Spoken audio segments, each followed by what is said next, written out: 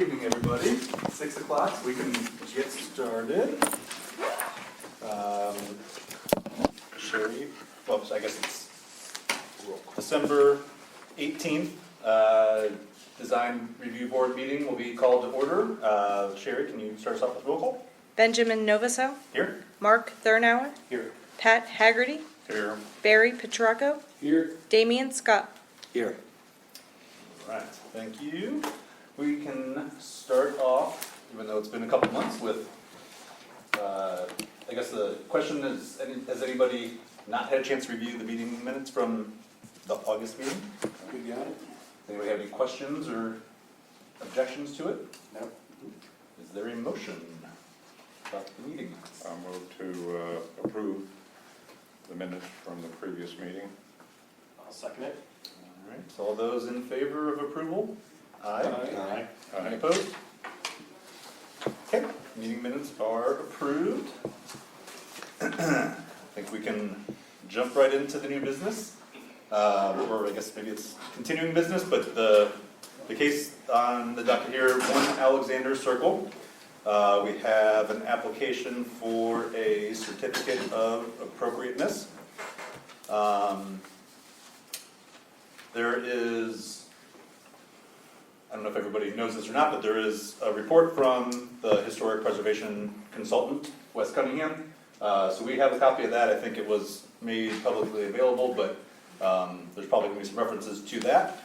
There is a revision to a previous addition to a home in Alexander Circle. And so if there is someone from the auditor or the applicant would like to start, then we can start off with your presentation, please. Sure. Yeah, thanks so much for having us. I know some of you guys from the last time we were here a couple years ago, but I'm Brady Jolly. This is my wife, Carson.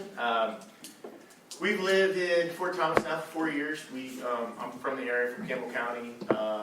Lived here my whole life, and Carson's from Mason, Ohio. So we've loved it. It's definitely home. It's a place we want to be for a long time. We've loved our home. One of the things that attracted us to it was just the historic, aspect of the home. It was really what we liked. We loved that it's old house, but with some modern, updates, and it's really just been a great place to live. And as you guys know, we had the 2023 application that we approved. We got approved here after a ton of thought and consideration of what we wanted to do to the home to kind of make it our forever home. We built our family. We have a little 19-month-old boy at home that we've had since that was approved as well. But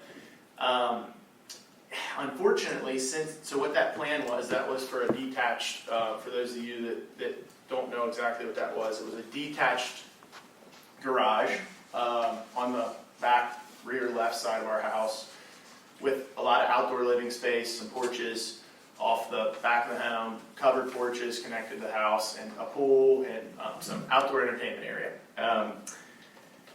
So we were kind of in the process of getting construction after the approval that we met with you, this board 2 separate times, got the approval, had construction starting to line up, and the reason that we're here is at that time we started noticing some changes on the property, some hill slippage at our property and an adjoining property, our neighbor's house.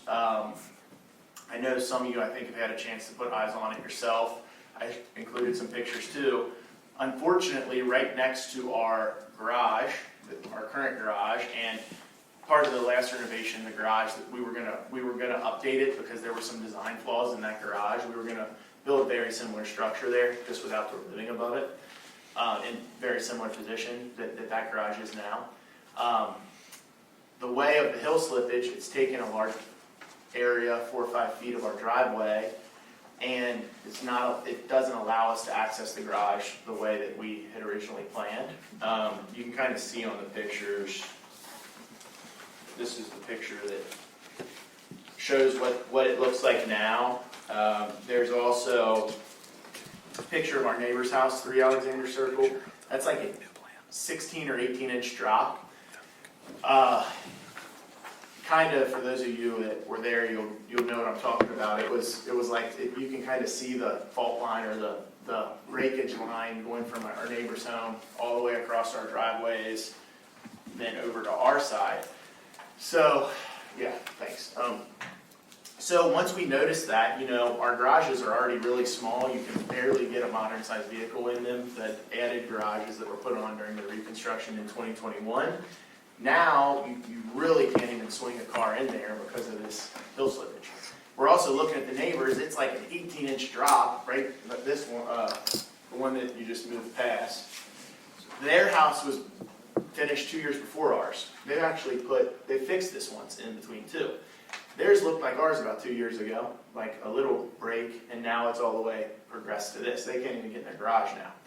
So as we're looking at that, we're like, oh my gosh, we're going to put all this time, money, energy, and resources into this renovation, and then have to deal with this major hill slippage. So we hired a geotechnical engineer to take a look at it. They did some drillings and some borings, and what they found was what we suspected. There was a significant amount of fill put on top of that hill. So there used to be a road that ran behind those properties. I'm sure a lot of you guys know that from when you were here when they were doing that project. The road ran now where our garages are, and that I think is really solid. Right on the other side of that, there was a drop off down the hill, and they filled that to make the yards bigger. And where that was filled is right where it's slipping. So I think we've sent a copy of the geotechnical report as well. So there's different recommendations about different type of constructions and what we could do to deal with that. Our neighbor at 3 Alexander Circle, they got a proposal. It was like $140,000 for a wall to build a retaining wall. So basically just to get the driveway back into using useful condition to where the engineer didn't think it would slide anymore. So we know that we would be up against something like that, and we're thinking, man, we don't want to do this renovation and then go back and have to do something like that. So very begrudgingly, we just went through the process to get this approved, the design that we wanted. We thought, hey, we better rethink this, rethink what we should do here.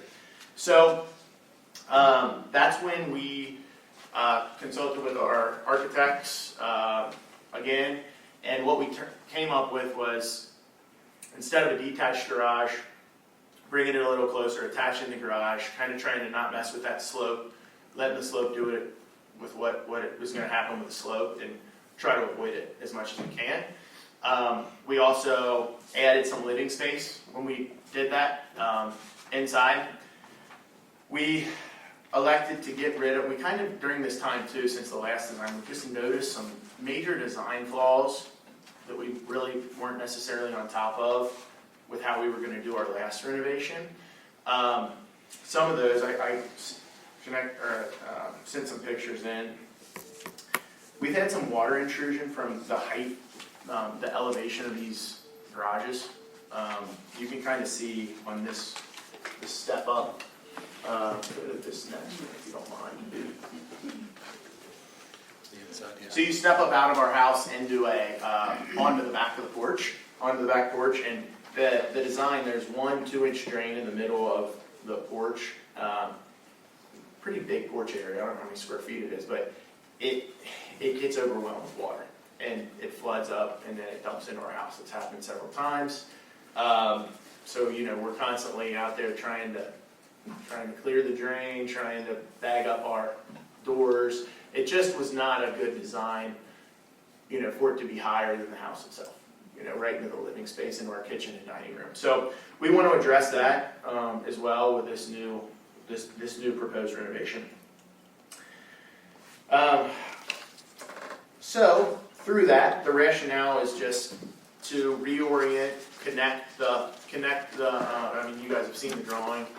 Connect the home, instead of doing a detached garage, connect the addition to our house. And I think that there's been a lot of consideration of, we're going to go through this huge project, a lot of it just to correct kind of some of the design flaws and some of the things that happened because of how the developer decided to do the project.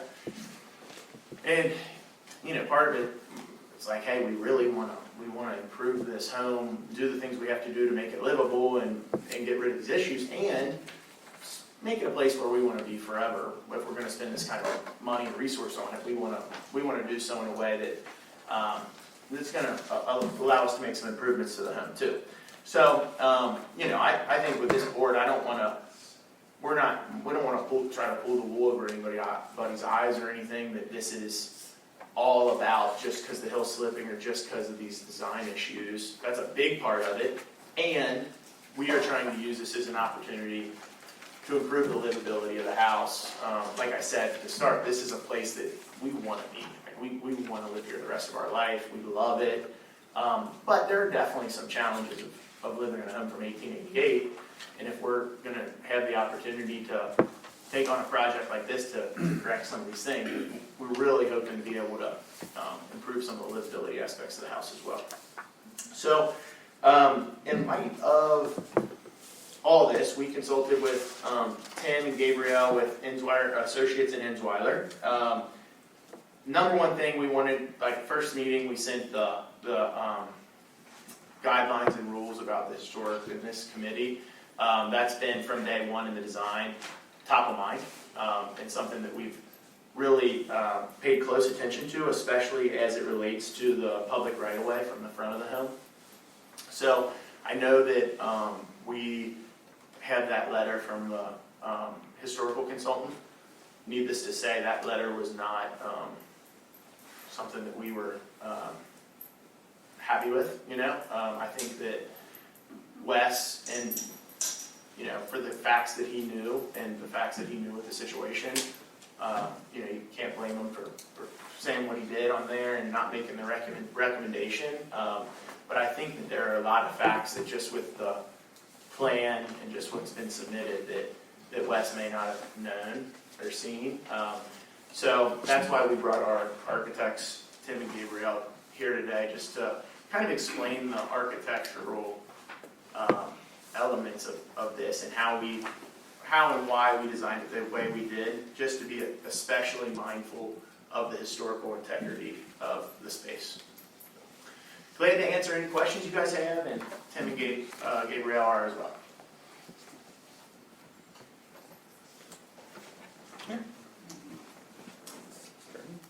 So thank you. I think there's probably a little bit of conversation we'll have back and forth.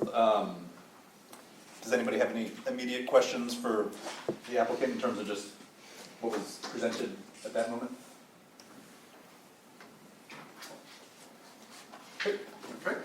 Thanks. You. Was there anybody else with you that wanted to present? Or are you here more to answer questions if that I think maybe arises? so. We'd like to hear your input, questions, Sure. comments, so we can address those as needed. Okay. I think we'll maybe save that for just the very end then, and if there is anybody from the audience that wanted to speak in opposition or support of the project, we can listen to that now. I think if you're going to speak, then please just come up to the podium and then give your name and address, and then hear what you'd like to say. Good afternoon. My name is Steve Meggerly. I live at number 7 Greene Street, which is also in the Tower Park Historic Overlay District that you adopted last year. My wife and I also moved to Fort Thomas. We're raising our 2 children, William and Madeline, who are 5 and 3. And we have witnessed issues with how the Historic Overlay District has been enforced by the city's historic preservation consultant. I am an attorney by trade. I practice in land use planning and zoning and also real estate law, and have working knowledge of how historic preservation codes are adopted and how they should work. I will first say that we support the Jolly's proposal as people who also live in the Tower Park Historic Overlay District. But I do have some questions. Unfortunately, Mr. Cunningham is not here.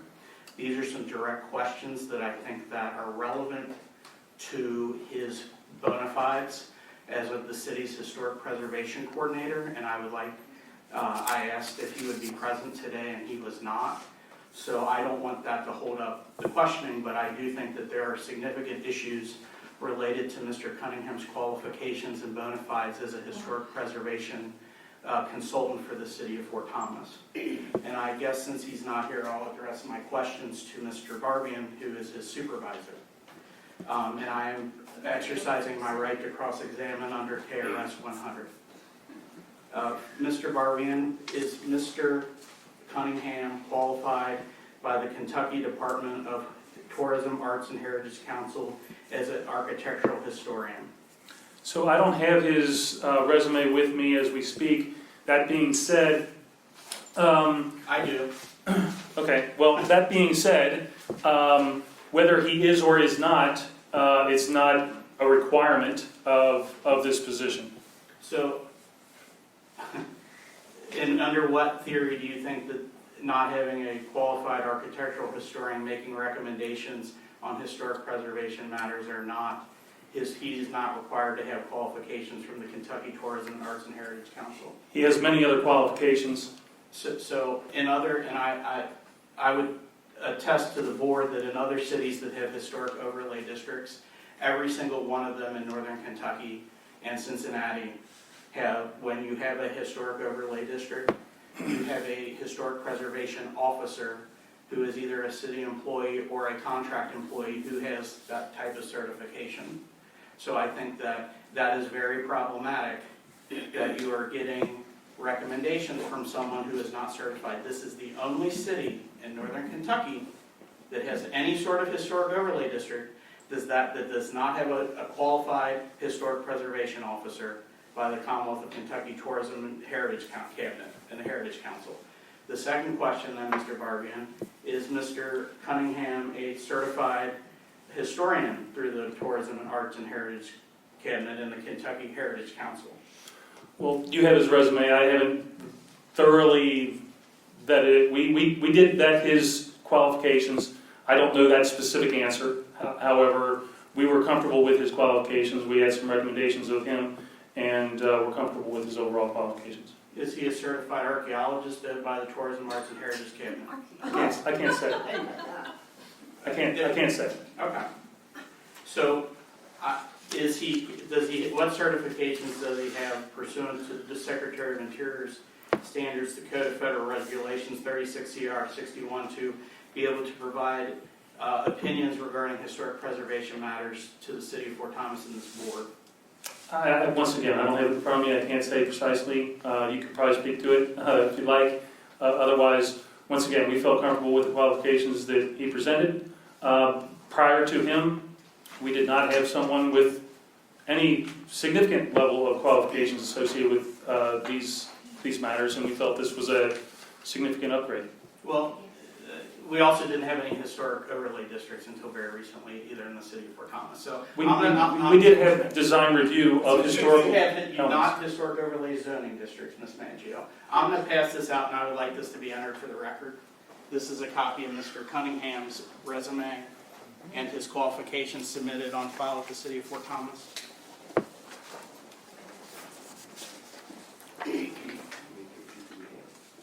There's one copy for each board member. There are 2 pages per. There's 4 pages, sir.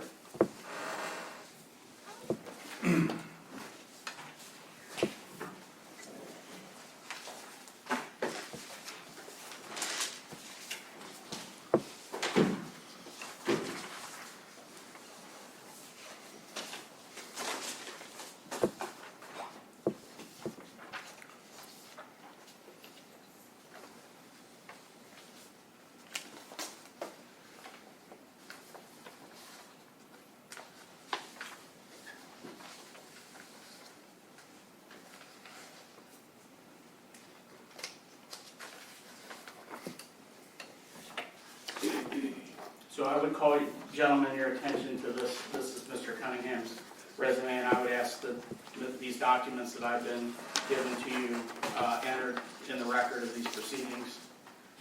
If you look on Mr. Cunningham on the right side, there's a black box that talks about his professional certifications. He has no certifications as a historic preservation officer.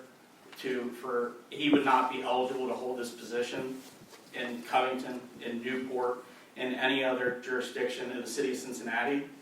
to make opinions affecting historic preservation guidelines. He does not have the certifications required under 36 CFR Part 61. So I would also ask Mr. Barbian, during the adoption of the historic overlay district for Tower Park, wasn't true that there was a discussion about whether or not the city of Fort Thomas should adopt its own regulations and not rely on the Department of Interior standards? I'll be honest, I don't remember the specifics of that. Our consultant was more heavily involved with this document than I. I can tell you that in fact I did, and I came to the zoning board, and I personally, as somebody with working knowledge of this, did attest that the city was entering a bad place if they were not going to adopt city-specific regulations and instead relying on guidelines from the Department of Interior. The Department of Interior guidelines are part of the Code of Federal Regulations. The Code of Federal Regulations are in the executive branch of the government, which means that at any point in time, the President of the United States, through his agent, the Secretary of the Department of Interior, can change these standards. When the city adopted the Tower Park Historic Overlay District, which affects Mr. Jolly's house and mine, you adopted the Code of Federal Regulations by reference. There is no reference about whether or not what regulations are in effect at any given time for the city of Fort Thomas. So, as an abundance of caution, I would suggest that any reliance on Mr. Cunningham's disapproval of this is problematic, and the fact that you are enforcing guidelines versus regulations that you have not adopted are also very problematic. You're going to have this come up again in the very near future, and I would say that in an abundance of caution for the city, I would say that it would probably be in your best interest to explore these issues as an administrative agency of the city, and in an abundance of caution, probably adopt Mr. Jolly's proposal, because it has been, the recommendation for denial did not come with someone who was certified as a historic preservation officer in the Commonwealth of Kentucky. Mr. Cunningham would not be employed and not have the bona fides in any other city in northern Kentucky that has significant historic preservation districts. And these are my comments. I've actually never met Mr. Jolly before, and so, but I do think that this is problematic, and this situation with Mr. Cunningham's recommendation for denial. So thank you. And thank you for answering my questions. Sure.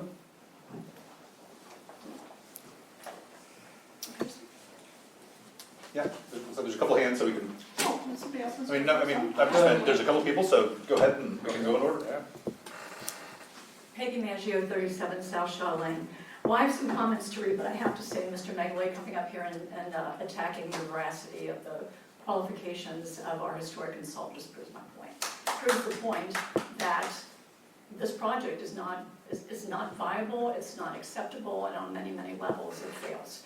So I'm just going to read I'll address what Mr. Megley said, but I just want to read my comments first. My comments are that I'm here tonight for 4 reasons. That's why I came out in front of you tonight. First reason, which is now obvious, the subject property under consideration is in a designated historic district. Couple of things about what Mr. Megley said that I do believe were in error. He talked about using the terms the overlay district. In fact, and actually I got on my phone here, so I hope you just give me a minute here. On ordinance 36.015, in our ordinances, establish the central business district zonings as protected historic districts. That was passed in 2002. An agreement, a memorandum was entered into between the city, the state of Kentucky, the feds, the Kentucky Heritage, the Veterans Affairs, City of Fort Thomas, Kentucky Heritage Council, and the State Historic Preservation back when they turned the property over to Fort Thomas. And in that memorandum, that property back in the fort that was turned over is under the Department of Interior standards. That's not something that happened last year, it's something that happened a long, long time ago. And that's point number 2. Point number 2 here is that these owners either knew or clearly should have known but they were buying a historic property in a protected historic district. During the time that those properties were turning over, the historic nature of Alexander Circle, as well as the agreements with the federal government, are well documented in the media. You do any sort of Google search, it will all pop up. And by the city made it very, very clear that those were in a protected historic district. And the standards of regulating this property are clearly stated in the city ordinances, that this property, and it's part of the handout that I gave you tonight, is regulated by the Department of Interior standards. Now, Mr. Megley may want to attack those standards, but those are the standards that you need to abide by tonight. If he would like those changed, you can go to City Council. He refers to you as an administrative agency of Fort Thomas. That's not true. You're a design review board that you were created by ordinance. Point number 3. I want to point out that the city's historic consultant wrote an extensive report, which apparently is very effective, or they won't be up here attacking it, detailing a multitude of specific, evidence-based, extremely concerning reasons why the proposed project should not be approved. According to that report, the applicants are requesting to drastically, and he used the term drastically, change the previously approved proposal for additions and alterations to the property. In addition, the consultant points out that some details of this project were actually omitted in the previously approved proposal. And he said that if those details had been included way back then, that he might likely have not recommended this project go forward, all the way back then. He says that those omissions were noteworthy. He also notes that the proposed work will be, and I quote, extremely visible from the public right-of-way on both the east and the west sides of the house, further highlighting the project's discordance. He enumerates one element after another of this project, which are in contravention of the applicable historic historic standards. But fourth, and most importantly, and this is most importantly, I want to bring to your attention tonight that the subject property that you're discussing is not only a house in a historic district, and it's not only a house with great historic significance. I believe, and everybody to whom I have spoken agrees, this house, the house of the former troop commander of Fort Thomas, is the most iconic house in Fort Thomas. This house was known as the Commandant's House. It was the first structure built in Fort Thomas. This iconic house was built by Fort Thomas's very first resident, Colonel Melville Cochran. For all of my life, I have admired this specific home, and I know this is probably the case for the majority of citizens of the city. And I got a feeling, especially for the old timers like me on the design review board, that you may also have always admired this house back and forth. In regard to the proposed project, our historic consultant uses strong language, noting that the project, as I said, will drastically alter the historical character of this property. To drastically alter this iconic home in a way that is incompatible with appropriate historic standards would, in my opinion, cause irreparable harm to our city. But not only to our city. This drastic alteration would cause irreparable harm to Greater Cincinnati, to the state of Kentucky, and to the United States of America. It is an essential part of our history as Americans. I believe this would be a travesty. In addition, the approval of this project may open the door to other property owners in this wonderful historic district to consider similar projects, and I think Mr. McElwee just brought that to the forefront. This is the first of many. Now, the homeowners of this property, they're an adorable couple. They seem like a really nice young couple. And I know that several of you have expressed in the past that sometimes you are uncomfortable with limiting personal property rights. But so therefore, I would like to remind you tonight of your very important duties as members of this board. This board is named the Design Review Board, but the duties enumerated in the Fort Thomas ordinances primarily and essentially do not involve property design per se, but the relevant ordinances address preservation of the historic nature and character of parts of our city. Specifically, ordinances 36.101 and 36.105 direct the board to identify historic properties, to provide education about historic preservation, and to regulate exterior alterations to properties in these designated historic districts that are visible from the street. Tonight in the handout, I provided you with section 36.013 of the Code of Fort Thomas Ordinances. In the first paragraph, like right at the end of the first line, it clearly states that the board shall take action to regulate the homes on Alexander Circle in accordance with the Secretary of Interior standards. So it's right there in the ordinance form. It's not something that was just made up last year or at all. This type of language, this shall language, is mandatory language. There's no room here for your personal discretion in deviating from these standards or for your personal opinion about whether or not historic regulation encroaches on an applicant's personal property rights. It's the same as Kevin's role as the Fort Thomas staff member for this board. Kevin's role is not in any way to advocate for particular owners or for a particular project, but to make sure that the proposed project in our designated historic areas is regulated by these same standards. Again, the young couple who bought this property seemed like a very nice couple, and I've heard from so many people that they're lovely people, their extended families are nice. However, justice requires that it is evenly applied in spite of any warm personal feelings that we may have toward property owners who propose projects, or to make different decisions based on those who we like or we don't like. When we start making decisions on bases that are outside of the four corners of the applicable ordinances, we have crossed the line into what some citizens may see as a two-tiered system of city administration in Fort Thomas. It is of vital importance that you remain objective and apply an evidence-based approach to your consideration of this project vis-a-vis the relevant historic standards. I'm going to speak now to Mr. Megale's attacks on the qualifications of West Cunningham. I was part of the committee that brought West Cunningham to Fort Thomas. Myself and many others truly believe that we needed a historic consultant so that the decisions that you guys make could be based on objective facts, on objective evidence. Mr. Cunningham in his report talks about the 3 hallmarks of historic preservation and specifically talks about, based on evidence, how this project fails all 3. Mr. Cunningham, when we went to get a historic consultant, we consulted with Beth Johnson, who is the head of the Cincinnati Preservation Society. She is the most respected historic preservationist in the whole entire greater Cincinnati region. She highly recommended Mr. Cunningham. Beth was the historic consultant for Cuppington. She absolutely knows what she's doing. She's the chief executive officer of the Cincinnati Preservation Society. But again, the fact that Mr. Megale's only argument is that he can attack some sort of certification by a particular board in Kentucky, I think just proves the point that the project is so against historic standards that he uses strong language that I've never seen in any of his reports before. And again, pointing out this is the most iconic house in Fort Thomas, the first house in Fort Thomas. I asked you tonight to consider the iconic nature of this property, the very detailed report of the city's historic consultant, and to keep in mind your very important mandatory duties as members of this board, and to deny this application as presented.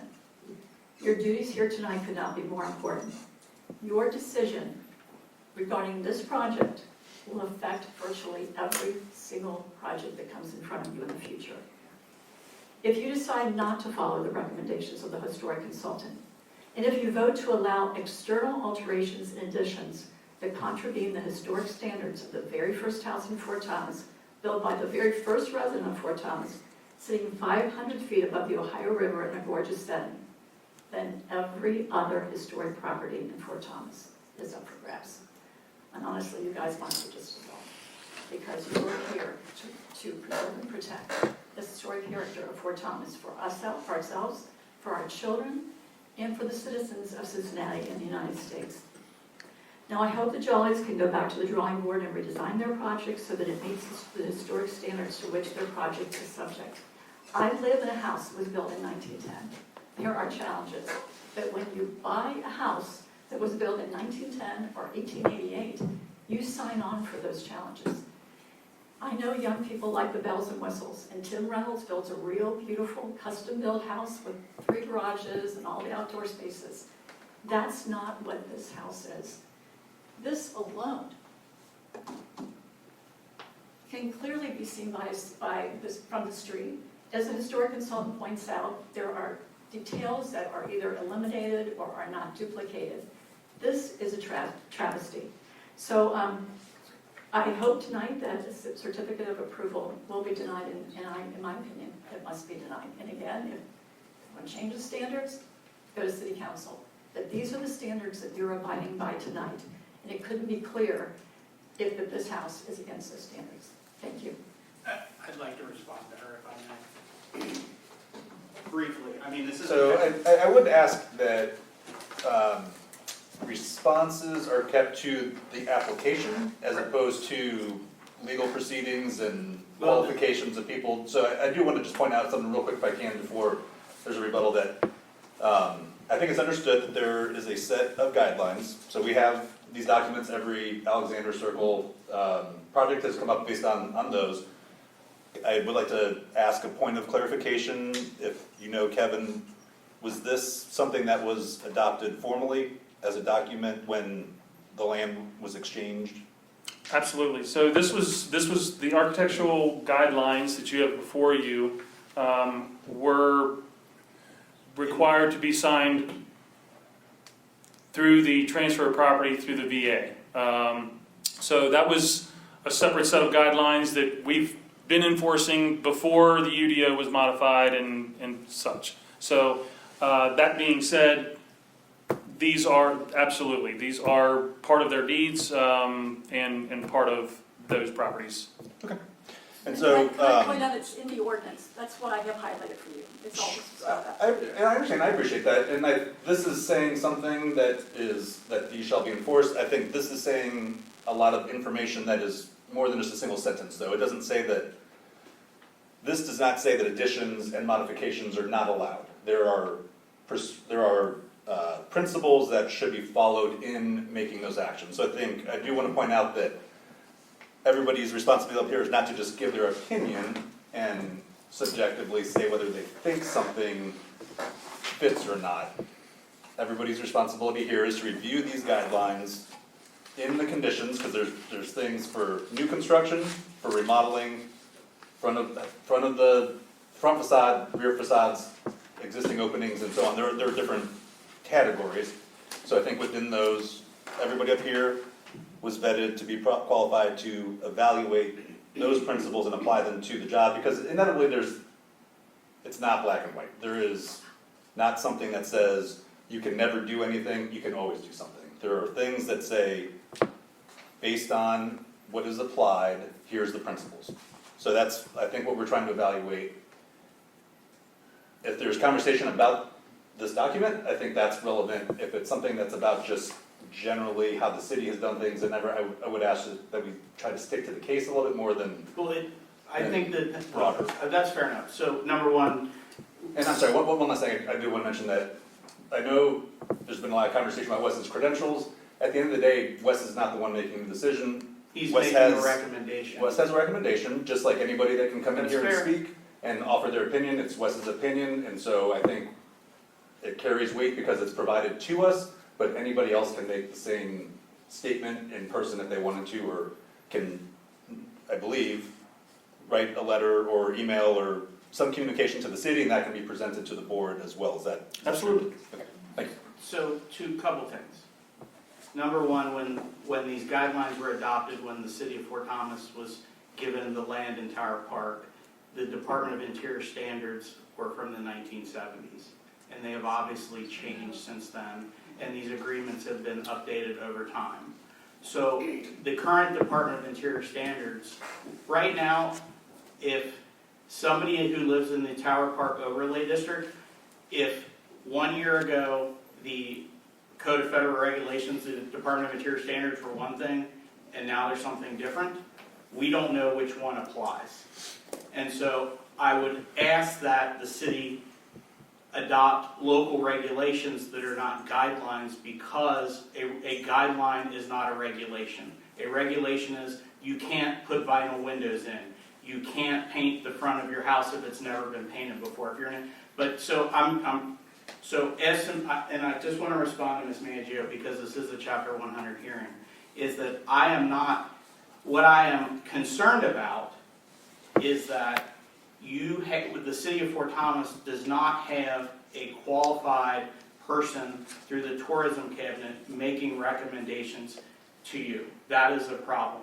It is just the same if you hired some other professional who did not have the qualifications and was advising you on something. That is a problem. So I will also get back to this and say that one of the things I think that they're wanting to do is put a garage. I can guarantee you that I've seen historic pictures of Greene Street, and every house on Greene Street had a garage that was visible in that area. So if you want to actually go back to what is historically appropriate, there have been cottages in that, for the historic homes, the officers' residences, there have been garages going back to the 1920s. I have seen photographs of Greene Street and other houses. They had a carriage for the officers to keep their horses and things like that. So there is, in historically speaking, garages in this historic district. They've all been torn down because they were dilapidated and they were no longer in use. So I think it would be historically appropriate to allow for a garage because they've been there before. And it is, and I'm not going to get into a debate. But Well, I'm just curious what the relevance of Greene Street and the garages are to the project. Because it's all now in the Tower Park Historic Overlay District. They're all part of the officers' homes. So they have to be treated equally and objectively. So. Okay. If I may, just really quickly, treated equally and objectively, they aren't treated equally because there is a separate set of standards for the ones in the back. Just Fair enough. But And these documents do say things like vinyl windows are not allowed, and that well, you can't paint things and treat materials, that anything that is replaced should be done with like kind. It should be repaired first and then replaced. we're going to be back in probably a month on something like that, and a willful did something and now they're asking permission later, and this is not what the Jollies are doing. Absolutely different set of facts. We're going to be back on that issue as to installing vinyl windows without approval and installing permanent fixtures to houses that affect the historic significance of them. We're going to be on that and maybe probably next month. So, but I would caution you that the city needs somebody who is certified if they're going to make historic preservation recommendations to this board as the city's professional. So, thank you. Thank you. Can I respond to that, please, just for a second? That's fine. I just want everybody to please stay on topic though, not to argue with each other. Oh, I agree. So we can be So I productive. just want to point out to you, though, that this is why I think this out. I mean, it just in terms of objectivity rather than subjectivity, I don't think that our ordinance could be clear of what we need to follow and that we absolutely have to follow it. Again, it uses that shall mandatory language, but then it says, in accordance with the Fort Thomas VA homes and the architectural guidelines and the Secretary of Interior standards for rehabilitation of historic structures regarding alterations of the historic part of the structure that's visible to the public, what we have up here is, and then going on to the interior standards, if visible to the public. This is not like a, coulda, woulda, shoulda. And the reason I wanted to get back up was when we get to our actual design review guidelines, the ones that regulate our CBD and our midway, some of the language in there is a little bit iffy. We've been told, again, Beth Johnson has been here over and over again, and again, she's the expert in Cincinnati. Has talked about what that kind of language means, but those design review guidelines don't apply here. Wes Cunningham, in his report, specifically has specific ways in which this project violates not only these standards, but historic preservation principles in general. I cannot accept that a historic preservationist has to be licensed or certified by the Kentucky Tourism Board.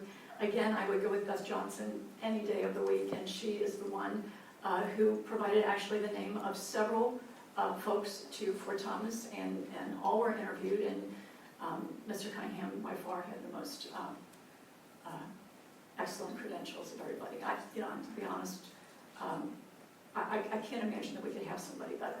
However, Mr. Megali thinks we should. You can certainly go to the city council. And if you don't like those standards, it clearly says what the standards are. I would imagine that. And it says here in 2014. And again, I'm sorry. I feel like this is somehow turning into a trial about Wes, and I don't I agree. I don't frankly want to do that. Okay. and I understand the relevance of it. I think everybody's made a point multiple times, both ways, so I think everybody's heard it.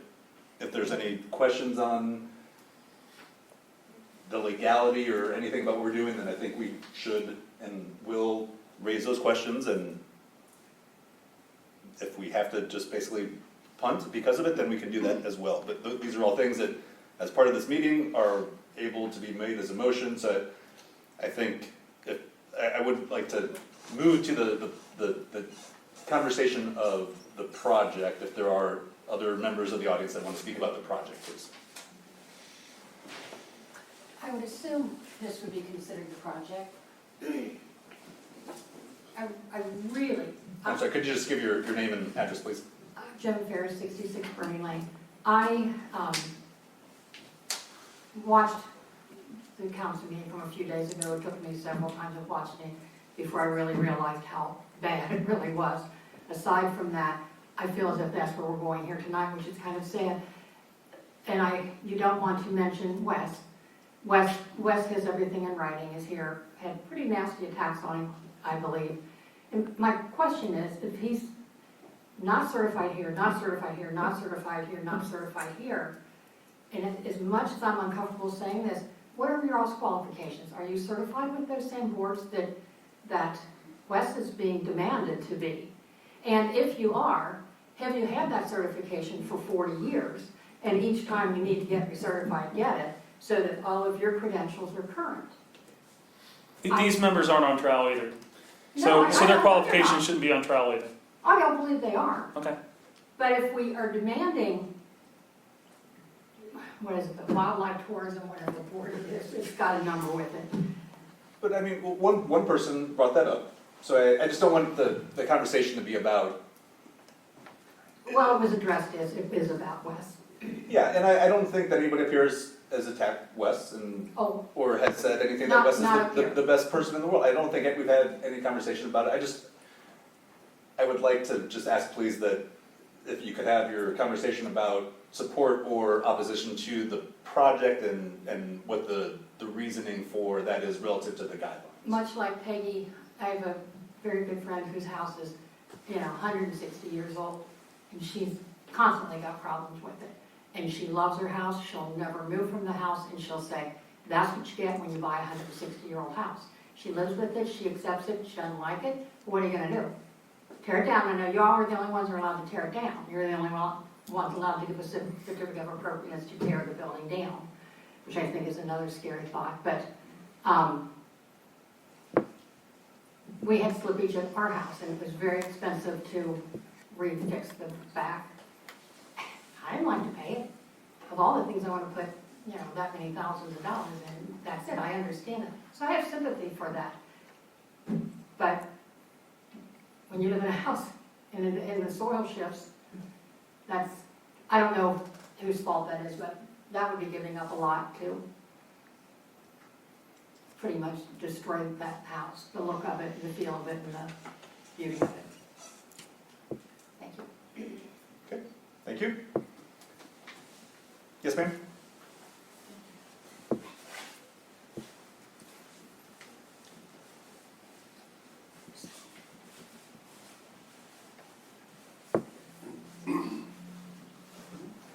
Hello, I'm Melanie Powers. I live at 13 Pierce Street in the park. And I've lived there over 10 years now and was very largely deeply involved with the development of the Tower Park Historic Overlay. Especially with Elisa Duffy Rogers, who kind of was the commander of that ship. You may remember that. So I'll be very brief because I think Peggy Maggio's done a great job of elucidating very desperate factors. I would just like to reinforce that Wes Cunningham is eminently qualified. I will admit I don't know about the splitting hairs of various certifications, and I'm sure there are different ways to do that. Sorry that he is not here in person to defend himself. And there might be a reason for you to punt a decision tonight until he can do that, because I'm quite confident that he would be able to do so. Additionally, I've worked with Beth Johnson, and I had her come one time to present to City Council. And if Beth Johnson recommended him as a top consultant, as Peggy said, not only she, or I would add to what Peggy said, she's recognized as the top historic preservationist in Cincinnati. I would add one of the best in the United States, and I would stand by that very firmly. The last thing I would add, and as I want to keep it brief, is that anyone, as I did when I bought my home, you know what you're getting. Not only do you know you're getting an old home and all of the quirky things that come with that, you know that you are moving into a historic district. Specifically to Alexander Circle, you know that you have a memorandum of agreement, the MOA, that, as Kevin said, is attached to your deed. And if you don't read that, that's on you. And if you do read it and you know about it, maybe you should have bought, and you want to do this kind of huge project on, as people have said, one of, if not the most iconic homes in the fort, in all of Fort Thomas. Maybe you should have bought somewhere else. And that's nothing personal, but it's, I think, a very important way to look at it. Regarding my opinion, which I'm not a historic preservationist, but as a member of Tower Park Residential District, I cannot say emphatically enough that I am opposed to a project of this scope, and I completely agree with West Cunningham's stance on it. I hope you will also. Thank you very much. Thank you. Is there anybody else from the audience that would like to speak?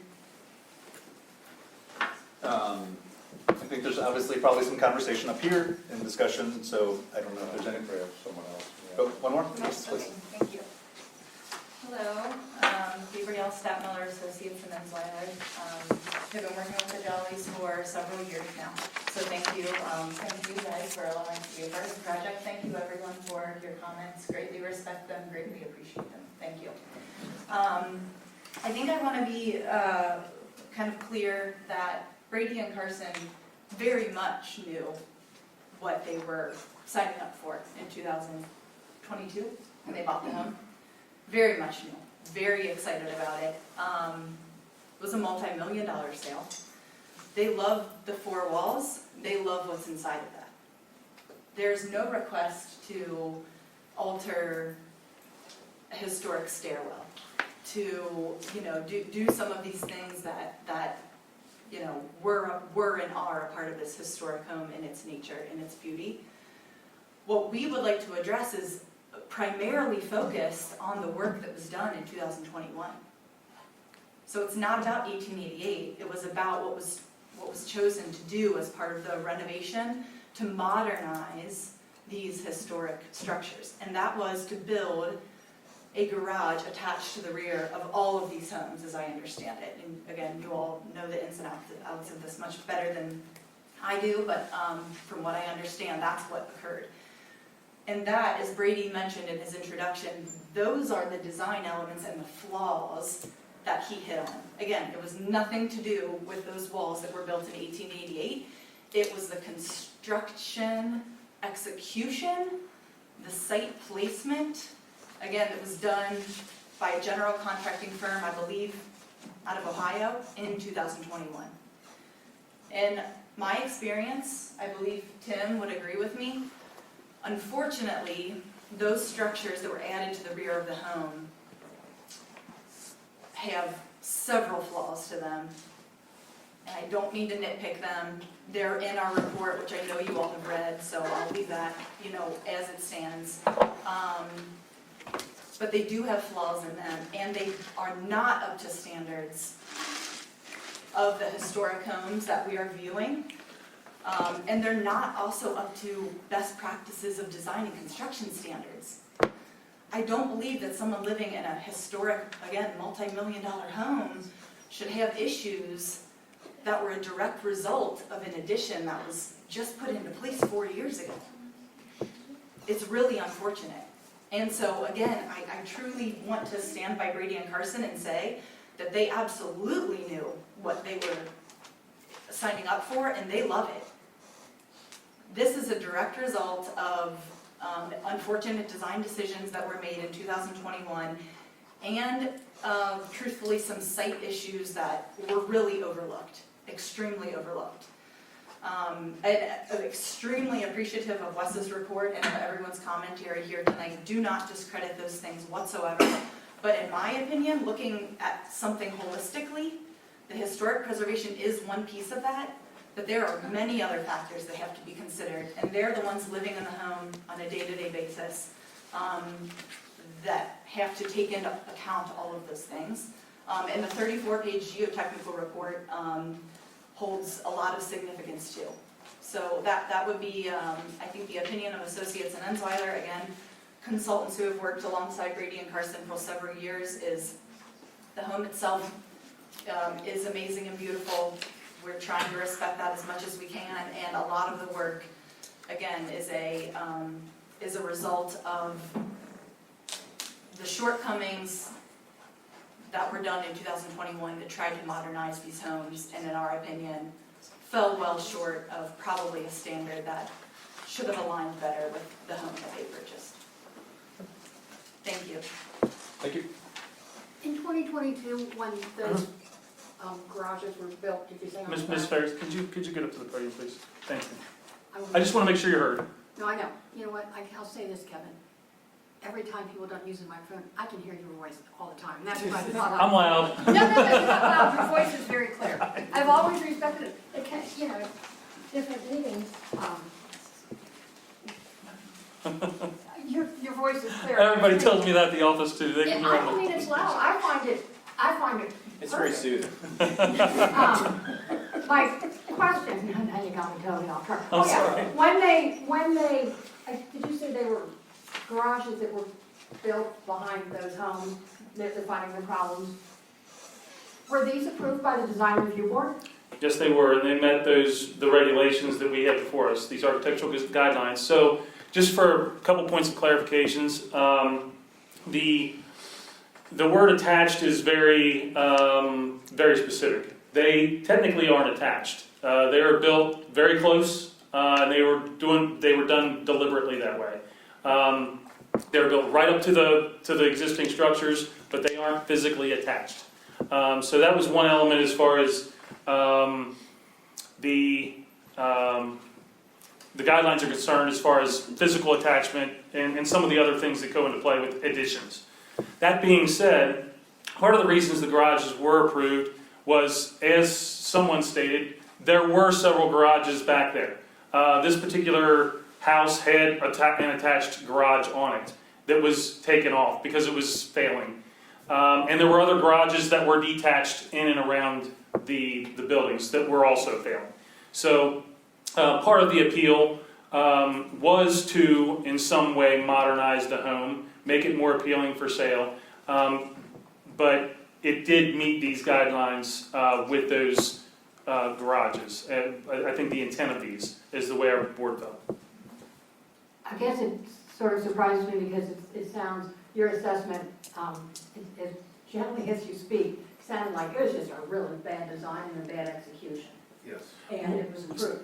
Well, Yeah. but let's, So- sorry, one comment on it is the difference of what this board reviews, or what we reviewed in terms of the garages, was about its scale, proportion, material, et cetera, right?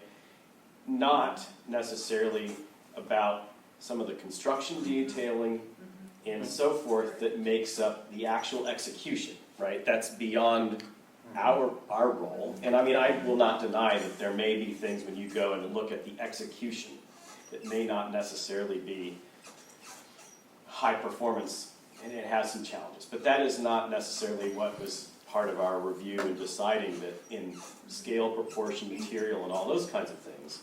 In that regards, I think I would still hold that the concept of the thing being kind of basement level respectful to the existing building without kind of challenging the existing massing or existing building. So when you look at it, you recognize, as these guidelines say, you can recognize what's original and what was new without necessarily competing it. Those things I would still stand behind and say that those were like the right choice. And the challenges people have had with those garages, and I've seen them and heard them myself, are a lot about execution. And that's unfortunate, but that's not necessarily a resultant of our decisions.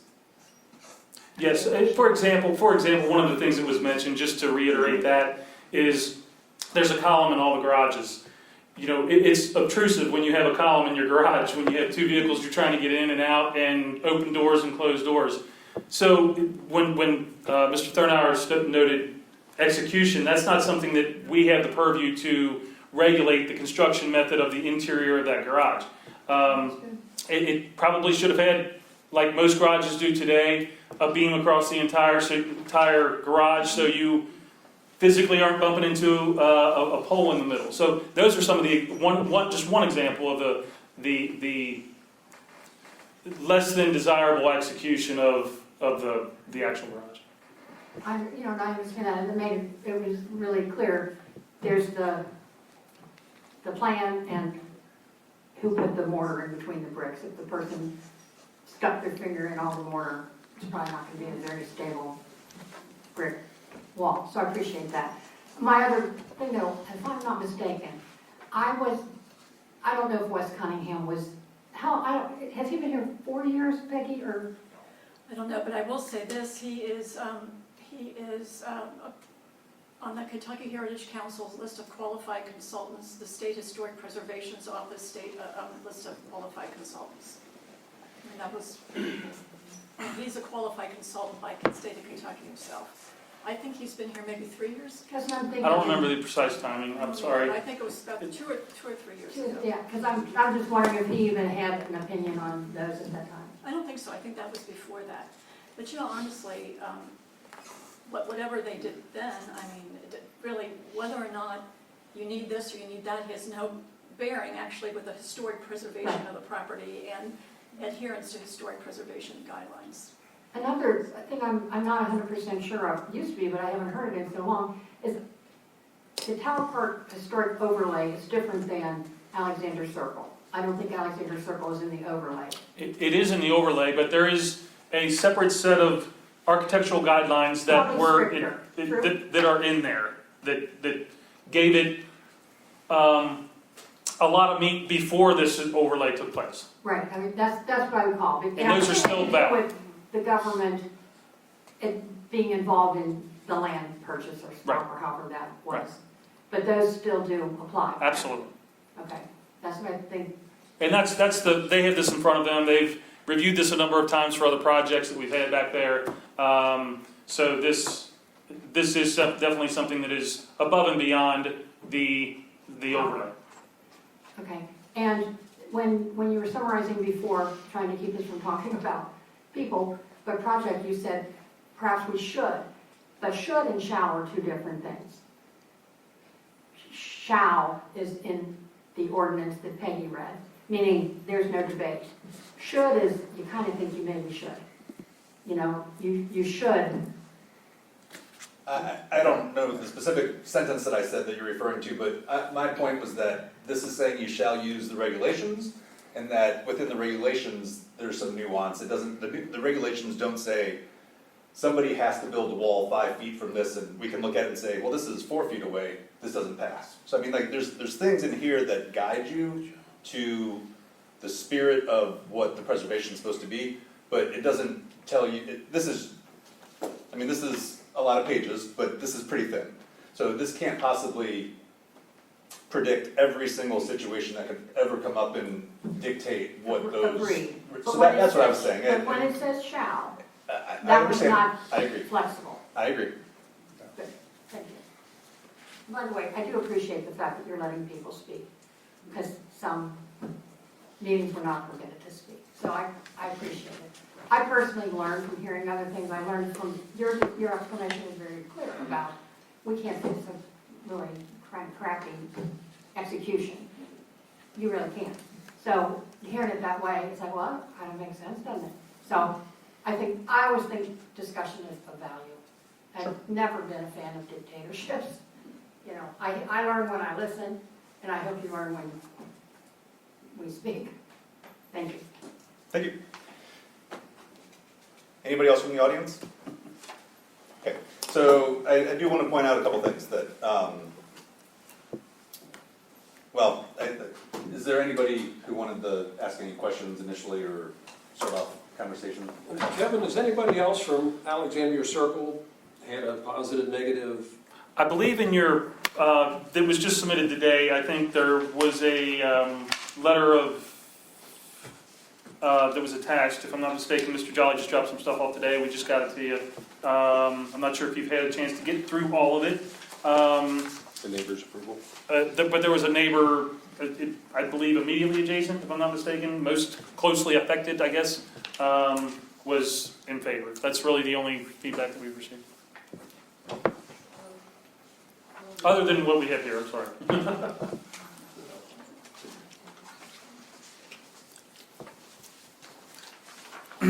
Well, I think maybe it's appropriate time just for discussion amongst the board. I have a list of things that regardless of Wes's qualifications, I do appreciate the report because it sends out items that identify sections of the guidelines that I can quickly look at without having to read the whole thing again, even though we're generally familiar with this document, I would say. It helps to just have this preservation principle, and here's some logic behind it. But I think in general, everybody up here probably would do that work independently to some degree, regardless of if Wes was the consultant or not. At least I would say for myself, that's how I would look at it. So there's a couple things that I would have as questions about the project. There are 2 elevations that were provided. There's 2 elevations that were not provided. I don't know how far you guys are along. Are those other elevations available? What elevations are you talking about? So there's the front elevation, there's an existing and a proposed, there's a rear elevation, existing and proposed. And I mean, so the elevations are the 2-dimensional drawings of the walls of the building. So I think on the east, there was some modifications to the great room that go beyond the existing facade, and I think, I'm assuming, are putting in a beam and opening up that wall, and I don't see that drawing provided. And then there was obviously on the other side, the garage is happening, and there's not an elevation of that garage provided. So I don't know if those drawings exist yet, or if you're trying to get some sense of the project before going that far with it. I just wanted to ask if that documentation exists yet. We did have a discussion on that, just to jump in, and you can certainly add to this, but there was some level of how much do you provide for something that is not approved yet, and how much monies do you expend on drawings that are not formally approved. So I think that was part of maybe a bit of reservation in providing a full set of plans in advance. But if you all would like to expand upon that or not. Thank you, Kevin. That's an accurate statement.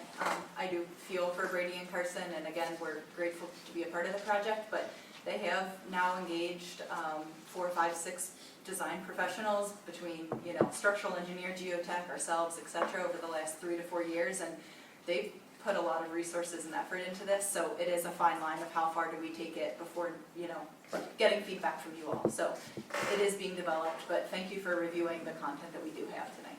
Okay. Yeah, and I'm an architect. Several other people up here are architects. I'm very familiar with the potential issue of going too far with design work before something is approved, or the cost of that and everything. So I'm sensitive to it, but that's why I wanted to ask. In a similar sense, something that would be useful would be an existing and/or demo plan of the proposed changes to the existing. And it doesn't have to be, I would say, a construction level document, but something at least schematic level and it may already exist, assuming you're working in CAD file, they might have those background files and it's easily to present it, but I think something to demonstrate which openings and portions of walls at both levels are being impacted would be helpful for evaluation purposes. And so I think that was one of the major issues that Wes had, was that there's a portion of the rear facade that is 2 windows that is being made into a single opening. I was not on the board at the very first application that you guys had. I was here at the second time you came around, obviously here for the third. I do appreciate you guys taking the time to be here, go through the process and do the right thing. So I know it's a lot of time and energy, and sometimes you don't start with what you want, but I think I wanted to at least say thanks for going through the process. It would be helpful to understand the existing versus the proposed.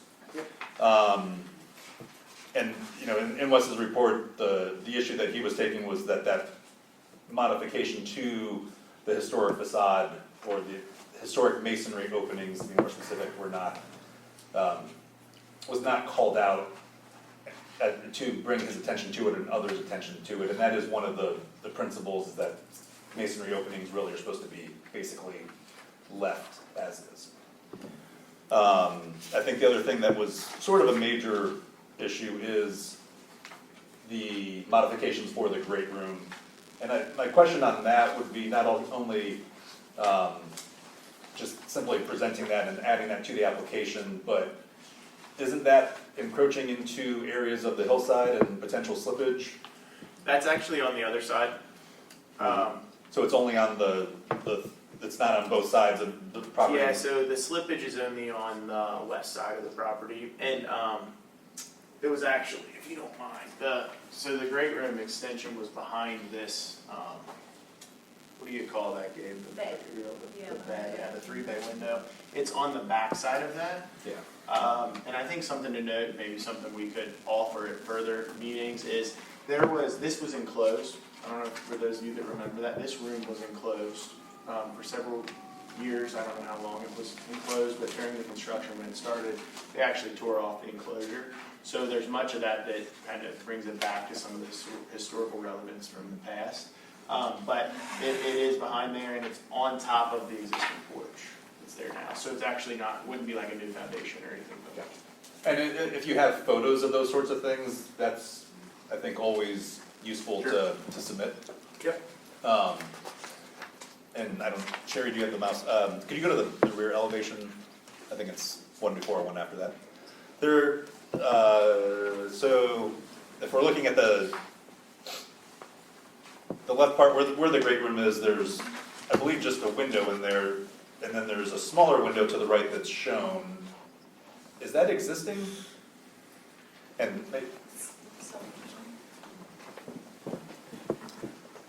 is this window? Actually, no. Okay.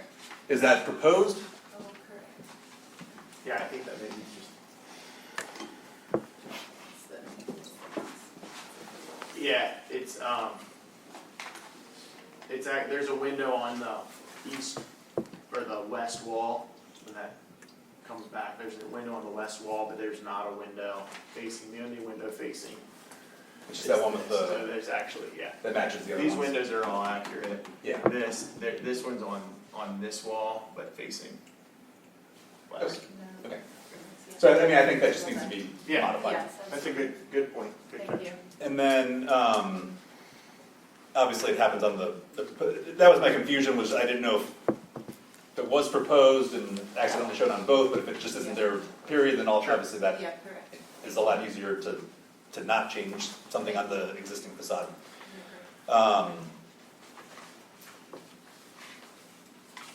And I again appreciate that the geotech report was submitted. It's a lengthy report, which is great. It was received today. I looked at it quickly. I didn't frankly have enough time to look at it, and I'm sure it's relevant, but I think in general the technical side of it is relevant, but I don't know if it necessarily is the focus of the design board. Neither here nor there, or maybe, but I think it's just, there was a lot of conversation about it tonight, and so I just want to point out that that's not necessarily in the guidelines. It's relevant to the project, but I think it seemed to be a more prominent point tonight than what I think is maybe what the intent of what we're trying to do here is. But there's there's no reason to approve something if it can't be built, and there's no reason to do something if it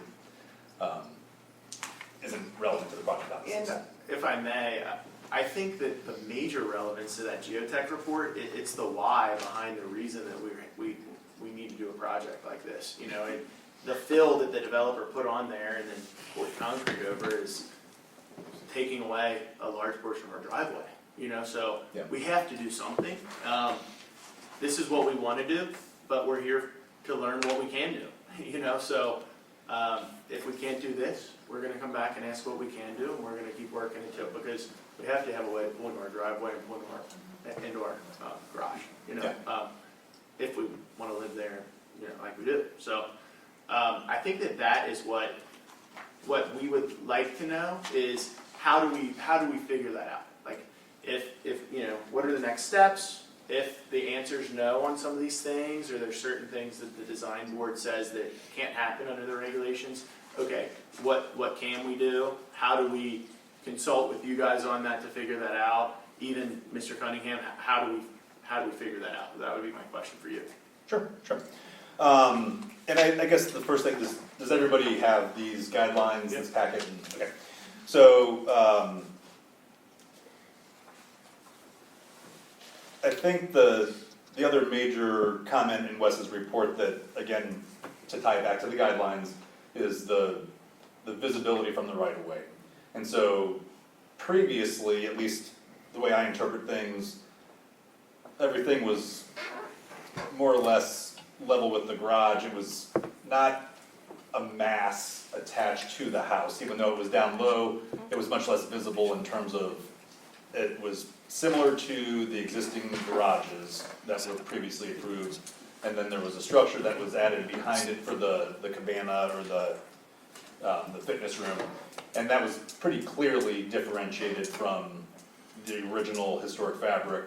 And it was also, the roof shapes and massing of it was, I think, just a scaled down version. So it was very clearly secondary to the original historic fabric. And I think, again, Wes's report points to this, but I saw the same thing initially, that it felt like the proposed new work was an extension of the house. And so some of the preservation principles that I think a lot of people tend to start with almost like a hesitation of, I'm not allowed to do anything because it's historic. I think that's counter to the whole point of it, because if you can't change a house and it's just going to rot away, then you're not preserving anything because it's just going to fall apart. So I don't think the point is to never be allowed to do anything, but to follow the logic in the guidelines. And so previously, it was very much an underwhelming addition, if you will, relative to the original mass, and I think the current version is either trying to replicate what's there from a massing standpoint and pretend that there's this larger house there to start with, as opposed to differentiating the new work from the historic. And I do think there was a difference also previously when the rear facade was very clearly visible, even though there was a deck in front of it and a structure behind that deck. You could still see the original fabric, versus now a lot of that is being covered up by the addition, even though in theory you could go back to it. Obviously you're gonna get into that brick, you're gonna be modifying that facade. There starts to be some technical challenges in doing that without removing the historic fabric of masonry openings. And so even if that doorway is still there, I don't know how you quite flash against that existing masonry without taking some of it out, essentially. And I think Kevin's point, they did that before with the garage, you know. It was our understanding that the public right-of-way was like, the first time we went through this, I think the things have changed quite a bit, maybe since Wes has been involved. And I think that as there's been so many projects back there because a lot of our neighbors are changing the garages because of the same problems we're going through. You know, I know you've seen a lot of them in here. Our understanding was that the rear of the home and the major, if we didn't impact major constructions and openings, that the rear of the home and the flashing and building something up against the home was allowable under the guidelines.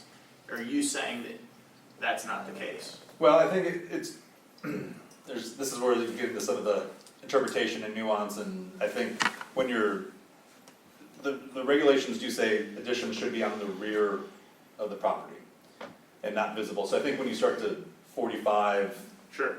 past the imaginary side wall extensions, that starts to make it more visible from the street, and it also, just from an aesthetic, visual standpoint, and that starts to sound like it's something subjective, but I think it becomes a thing of interpretation and visibility, and it makes it more visible than when something, if I'm theoretically just looking at the front of a house, and there's an addition back there that is 100 feet deep, you might not even see it. But when it turns 45 degrees and kicks out, I think you can see it. And now you're wondering, from the historical standpoint, is that original or not? And that's, some of the guidelines are pointing to that being not really the intent. And I want to be clear that the first drawing you could see from the street. You could, the first thing that we got approved here, you could see it from the street. And you can see a bit more from the street, but I don't know if we have any of those old drawings. It angled as well, too. I think we supplied we supplied the board with the original application, but I'm not sure if it had, I'm not sure if there was a. It was a deck essentially on the current first floor level versus a two-story. I mean, it was two stories at the back, but there was a space in between it, was there not? There was, but what you could see from the street was a two-story finished living space. At an angle. At an angle, much like what you can see here, and that was part of our design. Well, it got approved in the board, so let's just make it look how it looked before from the street. Very similar. That was a huge part of our design. Well, I think my comment's more about the mass, and the two-story mass connects to the existing house, as opposed to before it was separated. So if you can see it from the street, but it's not connected, that's allowable? I mean, I think the grade is part of it, you know, what is from your sight line of the street moving back. And again, additions on the rear of the house are allowed based on, I mean, that is a line in the guidelines that additions should be on the rear of the property. Okay. If you don't mind, I do have one comment about, again, I don't want to overemphasize the geotech report, but from a high level, what that evokes is that the Jollies need to, in summary, I believe that they suggested about 15 feet of piering in order to stabilize, or your neighbors at 3 Alexander Circle who got the quote of upwards of $150,000 to build a retaining wall. What I just want to mention, it will be hard for them to add on or to renovate strictly to the rear. That angle is a direct, you know, It's a reaction. Result, thank you, of that sloping hillside. So their options are, if they just want to add on straight rear, then they need to put up several $100,000 to stabilize that hillside. So that, just to let you know, like, I completely agree, in a perfect world, that is exactly what I think we would all like to see here, but they're stuck at that, you know, sticking point where that really doesn't do them. We wouldn't be sitting here if they were just gonna add on to the rear. They don't need to do that. They need to be able to pull into their garage. So that angled garage is what allows that apron to not shoot into the hillside, but to actually come forward a little bit. So I know this is a tough situation for us all to be in, but I want to explain that unfortunately I don't really see how just going straight to the rear is like a resolve for What is that dimension on the front of the garage that you're gonna see from the front of the house? left to right, Yes. per se? 20 feet? Yeah. Yeah, I was looking at it today. I think it's like 28 feet, Sound right? something like that, But yeah. at the angle or like? So from like the Yeah. far left, the furthest west point of the addition to the furthest Yeah. point of the current house. And on the old plan, I think it was like 18 feet. So we can So do we're it, I asking mean, we're for- happy to, But what I don't wanna happen is, we already got approved to go out the 18 feet or whatever it was, and the exact same view, and I wanna be clear, it's the same height, it's the same elevation, it's a 2-story finished space, same roof line as the first thing that was approved. Well, Difference that's is not detail. true, to be clear. This is not at all the same massing of your previous submission, right? So I understand what you're saying as far as what it is on this face, but reading through the guidelines, roofs shall have gable or hip forms with slopes similar to the adjacent roof structures. Allowable roof slopes. Main structure shall have a minimum of 812 porches and bay windows with a minimum of 312. But the main structure of the addition, and this doesn't include in the submission a roof plan or some of the other elevations which was mentioned, and I do assume this is probably done in Revit, so it's not really a matter of work, it's just a matter of putting the view in.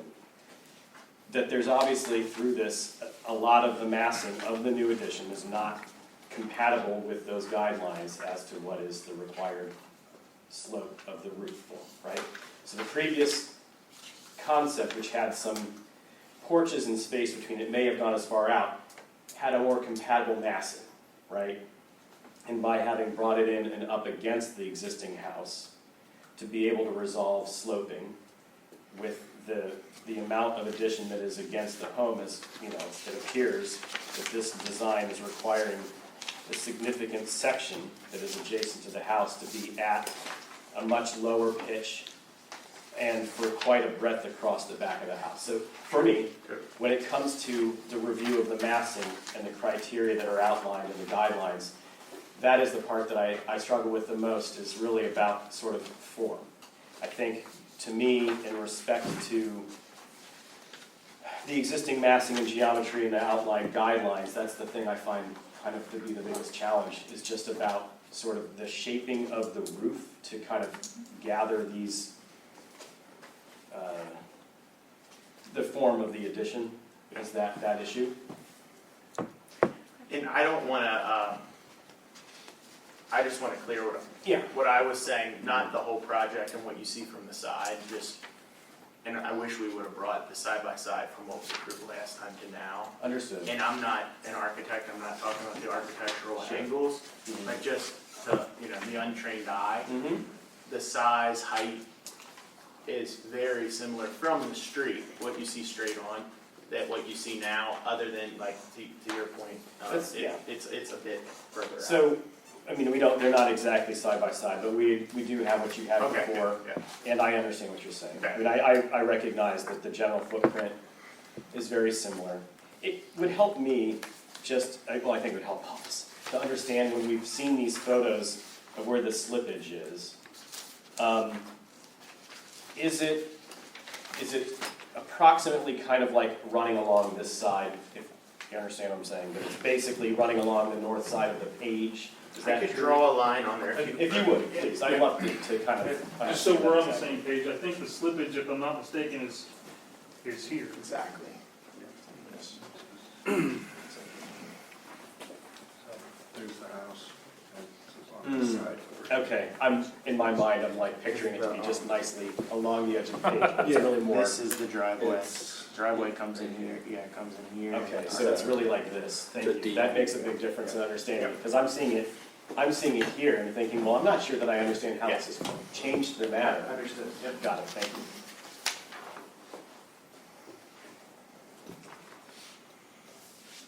Okay.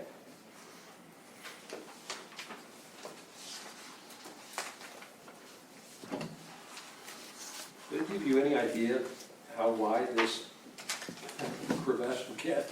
If it's gonna keep going or get wider, or do they know? No, I mean, definitely, as far as the width and how wide it's gonna go, when's it gonna stop, there was nothing other than this is gonna continue to be a problem. It's not done moving. Yeah, I think that's clear, and they confirmed that, the geotech confirmed that. I think that there's some things about that in the report. Yeah, and there was some mention of different soil types and where bedrock was and wasn't, and I skimmed it, but that was, I mean, I had 15 minutes to read it, but I didn't have a couple hours to read it. A local structural engineer, actually, who's familiar with several of these projects back here, did a test pit, and he couldn't see anything. It was 6 feet. it was near, you There's- know, this corner. It wasn't even where it was starting to fall off. It was on a flat portion of the land, and we all came out and evaluated it. And he said, I'm in over my head. He told Brady and Carson that they needed to engage a geotechnical engineer. Makes sense, right? Yeah. And quite honestly, it doesn't take a geotechnical engineer. I'd invite any of you guys to the house to walk back there and look at it. You're welcome anytime. You can see the line, and it's shifting, you know? And you can walk to my neighbors and see what happens. That was 2 years before ours was when it was done. You can see what it's gonna look like in 2 years. It's very obvious, yeah. Yeah, I mean, and I understand it's scary. You're on top of the hill and Right. you don't know where the soil's gonna go. So, I mean, I realize this is a real thing. I don't think that's the debate, it's just a matter of trying to get the documentation of it and understand the implications on the technical side to the design review process. And to be clear, even with a project like this, we're gonna have to deal with the hill. We're gonna have to peer down the foundation wall of the addition to handle that. But we're gonna be able to get in our garage after we do it. You know, which is the key factor here. Right now, we're looking at, we can't get in our garage right now because the doors are too small and it's dropped down this far, and I don't wanna drive on it because I don't wanna keep pushing downhill. So we can get in one of our 3 bays of our garage, the other is just storage. Can't even get in it, it's unusable.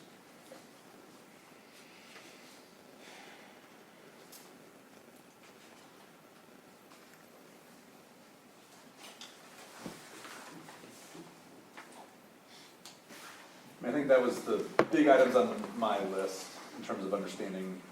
Is there anybody else that had questions or conversation? I think really, it's, the real issue is just what you can see from the frontage, right? I mean, there is a few other things there, as Mr. Novosel mentioned about the brick, Yeah, the affecting the brick brick and the opening and things of that nature, and the massing that Mr. Thurnauer pointed out. on top of what Ben said and all that, but yeah, having that changed. Yeah, I mean, I guess the difficulty in sitting up here is, can't necessarily tell you what to do. It's specific to the project, but obviously we're reacting to things and understanding that takes effort to have something to react to. So I think trying to identify the areas and hopefully give you some guidance, but I don't know that we can necessarily say, if you did this, it would be approved without having more information. But I think the consensus sounds to be similar to Wes's report in the major items, but I wouldn't characterize it as you can't do a project, you can't replace the garage, you can't get into your driveway, you can't, I don't think that's the situation. I think it's just more about the way it's being done relative to the guidelines and the visibility and more specifically the overall proportion of the addition to the main part of the house. I think before it was viewed as secondary, and now it is approaching more of that primary versus a 1-story or a lower structure. But I think also just as Mark was saying, some of the roof pitches, there are pretty specific guidelines, and they may well be that same pitch, but there's not the documentation of what it is. And so when you're seeing an elevation viewed on an angle, it's tough to evaluate what that pitch actually is, and I agree, it seems like it is a lower slope than what is prescribed or intended to be in that area. And I think at some point, there's also just a lot of details that, again, understanding you need to get to a point of confidence and approval to move forward to that point, but there's also some level of, again, I understand this is a certain level drawing, but like there's not a ton of detail on certain areas of what trim and the specifics of the construction are. Yeah, that makes sense. And it's not from the cross section, it's not a building section, wall section type of level, it's just how does the appearance of the exterior relate to the details of the existing house? And I totally understand you guys can't sit here and tell us exactly what would get approved, and there's a lot of variables. I understand the position of the board there. In general, if we can figure out a way with the Insweiler's group to push this to where you can't see much or any of it from the street, even a two-story structure like we're proposing here, is that something that could be amenable, there's some way to think that that's possible as we continue to try to design this for next time. So the last thing we want to do is spend money, spin our wheels, waste their time, come back here and have another conversation like this. You know, more guidelines you guys could give us, because like we're going to do something, so more guidelines you could give us, we would just really appreciate that. Understood. I mean, you know, when doing an addition to a historic home, it's going to be a more complicated process. That's, I think, a reasonable expectation. And I think I don't think it's impossible to do a two-story addition of some form to the project. I think that is certainly within your rights and is feasible within these guidelines. I don't think that inherently saying like a two-story addition is somehow violates these principles, right? So the criteria that I see that I can offer as like guidelines is about respecting the nature of the pitches of the existing structure, which is outlined in the guidelines. And that, to me, may mean to accomplish that, there may need to be some bit of like a reprieve between the house and some of the massing. And I don't know exactly, you know, there's ways to do that. But that will help sort of solve that problem without sort of having to do this broad, flatter thing that kind of spreads out, because that's sort of trying to solve that challenge. I understand that. But I think that could be accomplished. The other aspect that I see is about the rhythm and spacing of windows and door openings of the existing, and that, you know, just looking at the elevations from what I see of it, you know, I feel like the new window fenestration is kind of more, I don't mean to say this in a derogatory way, but very spec home. I don't feel like it is necessarily in a way sort of compatible to the existing. And I don't think that making those changes would compromise what you get from it. I don't think that would limit your ability to do what you want. And in you know, opinion I have about when you make it be more successfully compatible, I think it only will elevate the value of the entire project as a whole because it feels more right. So, you know, those are my two biggest things. I think to be able to demonstrate that for us, I'd like to see a couple of those other elevations that you don't see. And I kind of assume that that's not a big burden. It's just a matter of kind of generating the views. And to that regard, I think it would be useful to have a roof plan and maybe a bigger picture of this on the overall site. So like the question about where we're seeing the slippage and some, and like how this is kind of more holistically on your property, having that kind of understanding would help me understand it better, I think, all of us. Yeah, and I mean, I get the slippage thing, again, is not necessarily a design review item, but if it is something that you want to emphasize as consideration, I think it's helpful to build that case for here's where it is in plan view and here's why we're choosing to position the addition this way. and here's where the driveway apron is, because this is the distance that a car needs to back up.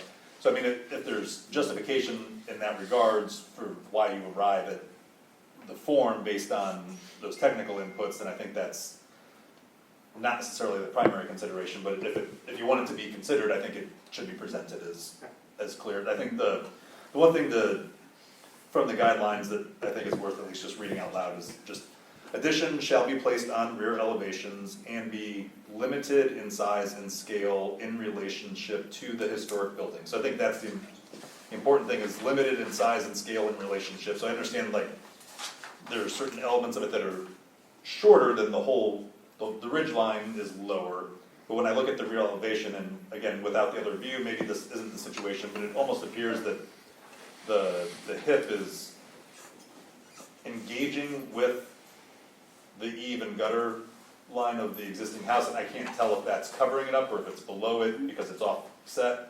And then to Mark's point, all of the existing fenestration is essentially, with the exception of a few locations, it's more or less a single punched window as opposed to groups of windows.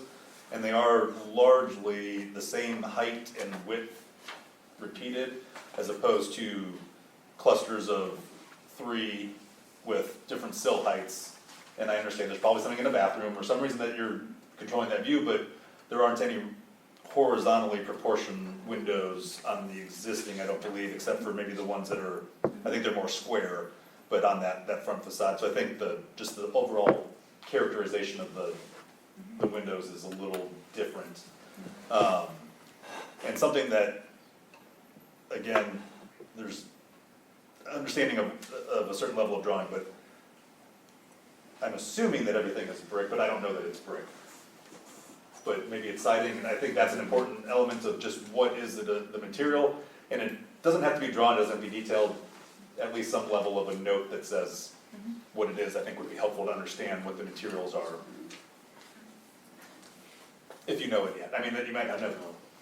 If we may, thank you for taking the time this is exciting, and this is, it's a fun challenge. So thank you for taking the time to explain some of those things. Do you all have a preference or an opinion on things? Like, thank you for discussing the windows, but like materiality? I mean, would you like to see these?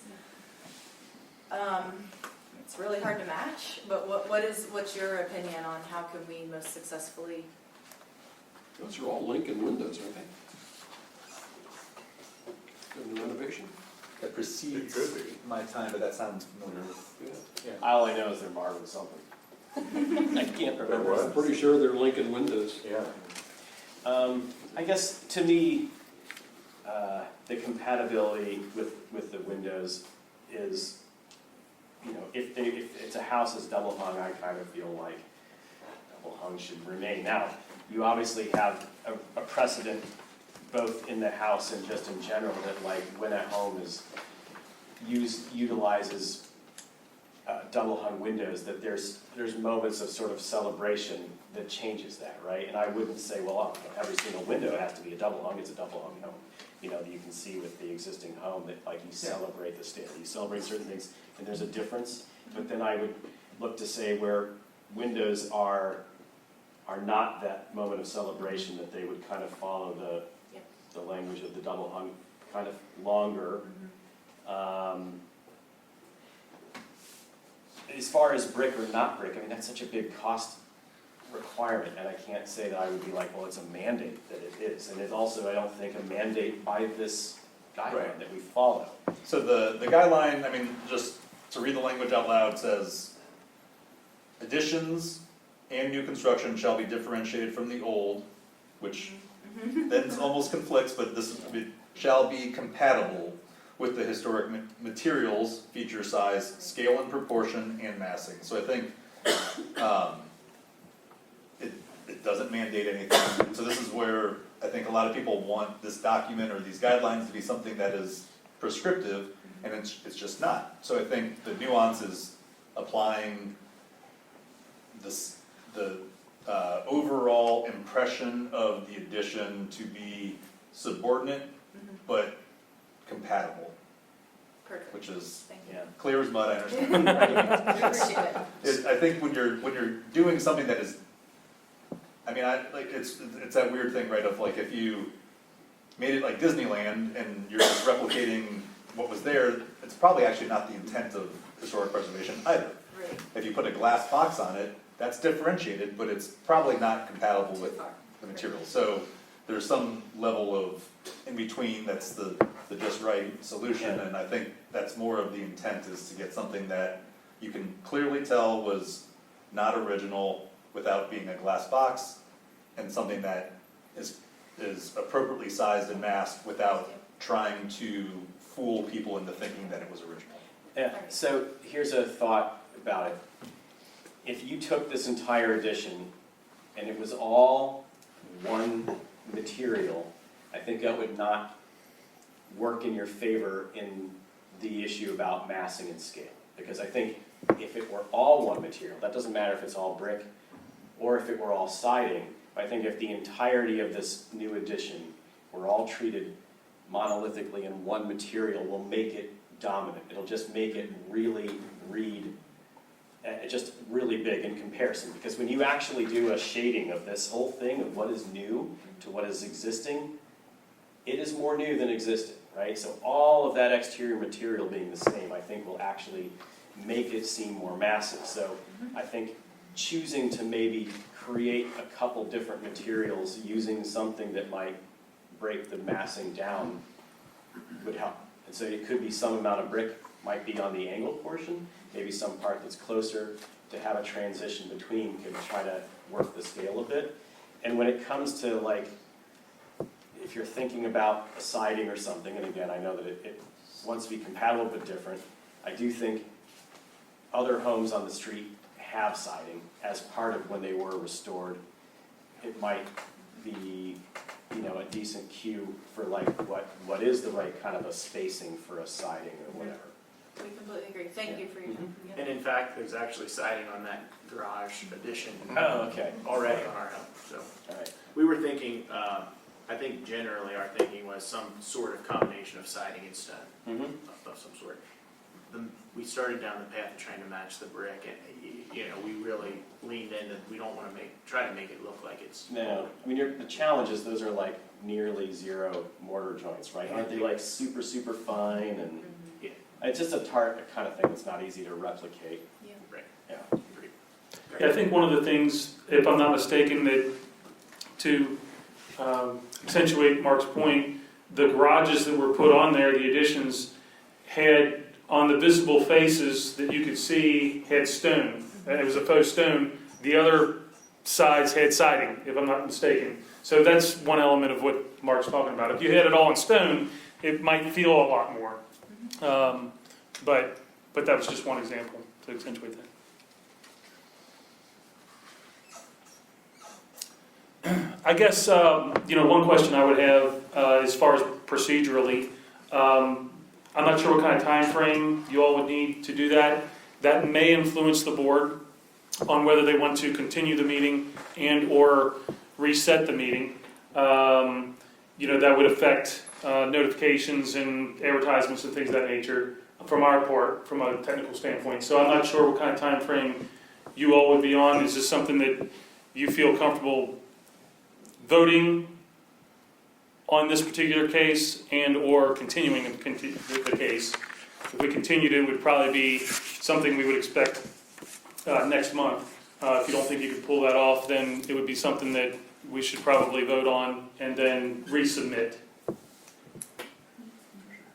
Yeah, I think we would prefer to continue it. We're going to continue working on our end. I think we can move fairly quickly. I mean, that's up to the board if they want to move in that direction. I think we'll still do our due diligence in getting, notification out. It's just that there may be a technicality there that we would want to consider. I just have a quick question for the architect. Are you doing this in Revit? Actually, not yet. Not yet. Not yet. So Okay, we will.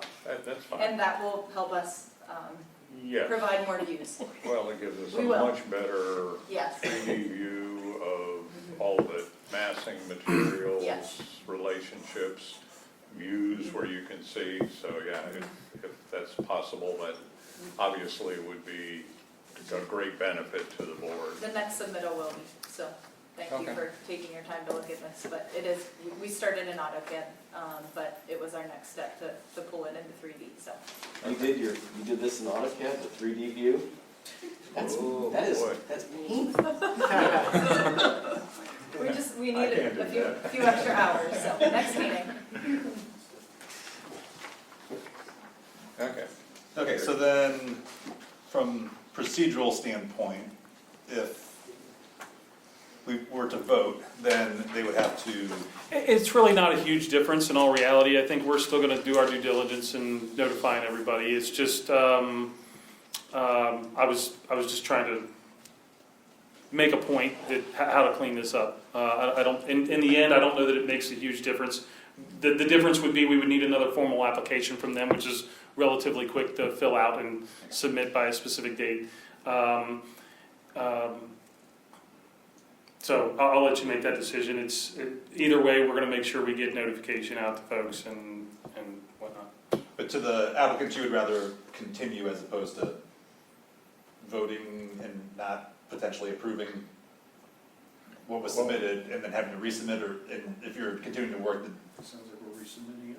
Yeah, well, I mean, we're gonna be resubmitting, and we're not expecting you guys after this conversation to say that you approved it. So, I mean, whether you wanna vote on it and decline it, and we resubmit, I don't know that it matters if it's different. We're gonna be submitting a bunch of stuff to y'all anyway, and that application takes like 30 seconds to fill out, Right, so I don't okay. mind doing that again if that's easier for you. so I guess before we get to next step, are there any other questions or discussion from anybody? Quick question, if they do a continuation, would we still be able to get a review by Wes? Absolutely. Okay. Yeah, I think, what the only thing I would ask either way is that if we could get it as promptly as possible, that we could, still have time before, if you were looking to shoot for that next meeting, that we could have our consultant have ample time to be able to review it. So, Can we talk to the consultant? I'm sure we can make some arrangement. Let me look at that. I'll certainly have that conversation. It'd be great to have somebody outside of it where we could ask. Kevin, what's the date of the next meeting and when would you like our information resubmitted? You get an extra week because of, this was early, right? It's still, Yeah. 5 weeks. Yeah. That would be needed early in January. Tentatively, and this is, we haven't confirmed, we have a standing monthly meeting of the fourth Thursday, which would be the 22nd. For another perspective case, our consultant does intend to be at the next meeting on the 22nd. He is tentatively available for that. We haven't confirmed with our board if they're all available for the 22nd. That sometimes happens where we can't get a quorum. So that's one element, but I'm not sure if you have your schedules available now, if you want to confirm that, to maybe give some feedback on that. But a couple weeks in advance of that date, preferably. There's a lot of material here. Well, and that's just So it. just It's not only having the opportunity for for Wes to review it, but then for him to review something and then get it back to this board and them to review it and whatnot. So there are sensitive elements there. Thank you.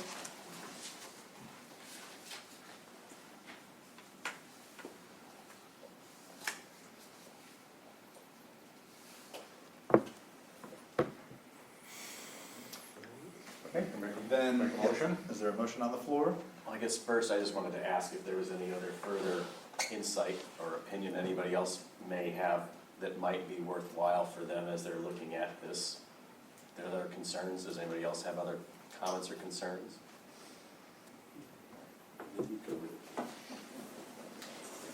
Okay. Pat, did you have a motion? Sure. I move that we continue this for later submittal of more information. Okay. Is there a second? I'd like to modify that and request that when they resubmit, that they include a demo plan, the additional elevations, and a roof plan and site plan. Pat, would you be willing to amend your motion to accommodate that? Absolutely. So we have a motion, And and motion is there. is that a I'll second? make a second. Okay. All right, all those in favor of continuing to a future meeting with requested additional information? All those for? Aye. Anybody against? Okay, so the motion passes to continue at a future. All right, Also, Thank you, guys. like to make a motion to adjourn. yes, so motion to adjourn is on the floor. Second? Second, all those in favor? Aye. Thank you.